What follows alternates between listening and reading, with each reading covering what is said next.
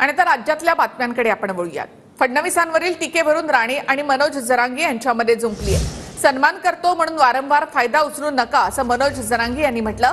मनोज जरांगे यांनी नारायण राणेंवर निशाणा साधलाय। तर तुमची जीभ जागेवर ठेवायची की नाही ते ठरवू, नितेश राणेंनी हा इशारा दिलाय।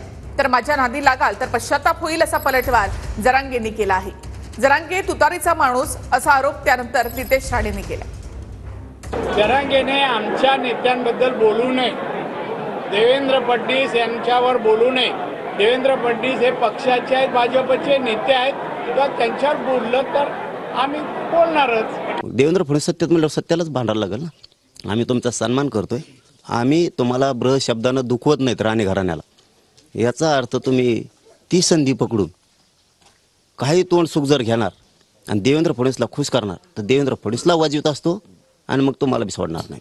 स्वतः राणे साहेबांनी इतिहासामध्ये मराठा आरक्षण देऊन दाखवलेलं आहे, म्हणून आपले जास्त जीव वळवळू नये।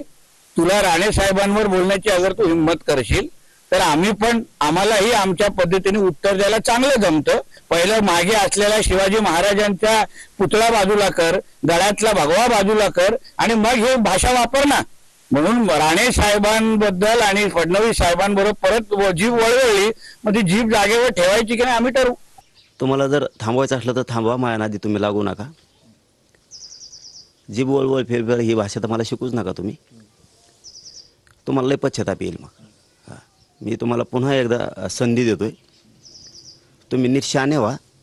आणि ते देवेंद्र फडणवीसनी हे सगळं चालवलं आहे, हे त्या राणेंना किंवा त्या पोराला कोणाला दोष देण्यात काय मजा नाही। हे सगळं देवेंद्र फडणवीसने चालवलं आहे।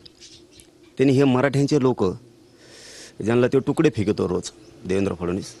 मनोज जरांगे पाटलांनी जसं फडणवीस साहेबांना जाब विचारला, तसं भारतीय जनता पक्षाच्या नेत्यांना सत्ताधाऱ्यांना जाब विचारला, तसं कधीच पवार साहेबांना जाब विचारलं नाही, कधीच उद्धव ठाकरेंना विचारलं नाही, कधीच नाना पटोलेंना विचारलं नाही। साधा एवढा प्रश्न तरी विचारा, तुम्हाला स्वतंत्र आरक्षण पाहिजे की ओबीसीतून आरक्षण पाहिजे?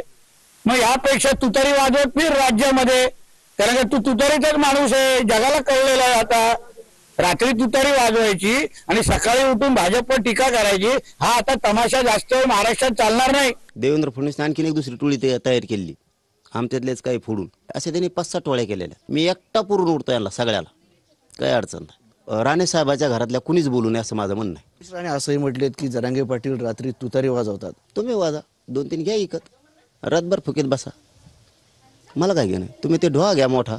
राणे साहेबांच्या सगळ्या कुटुंबियांनी सन्मान हे शब्द समजून घ्यावा, मी त्यांचा सन्मान करतो। मग एकदा मी जर उतारलो मग मी तुटूस तर मी मागं बघत नसतो।